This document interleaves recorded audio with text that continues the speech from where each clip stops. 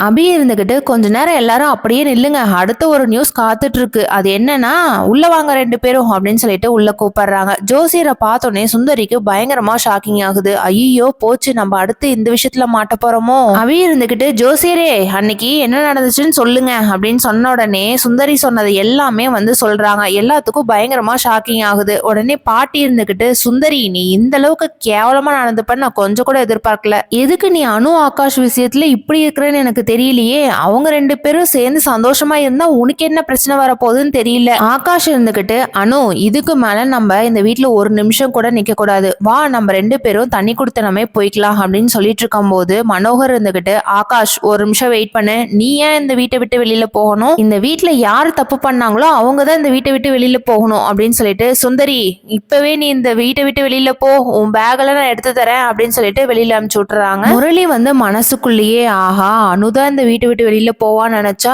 இப்ப அத்தை வேற இந்த வீட்டை விட்டு வெளியில போறாங்க, நம்ம என்னைக்கு போறோமோ தெரியல அப்படின்னு சொல்லிட்டு திருன்னு முழிச்சிட்டு இருக்காங்க. பாட்டி வந்து சிவராமன் கிட்ட, இங்க பாருப்பா சுந்தரி பண்ண தப்புனால நாங்க உங்ககிட்ட மன்னிப்பு கேட்டுக்கிறோம், உங்க பொண்ணுக்கு இனி எந்த ஒரு பிரச்சனையும் வராது, அது என்னோட பொறுப்பு. சிவராமன் இருந்துகிட்டு, மன்னிப்பு கேட்கணும்லாம் அவசியம் இல்லைங்கம்மா, என் 2 பொண்ணுங்களையும் நல்லா பாத்துக்கிட்டா போதும் அப்படின்றாங்க. நாளைக்கு என்ன நடக்க போதுங்கிறத வெயிட் பண்ணி பார்க்கலாம். தேங்க்யூ.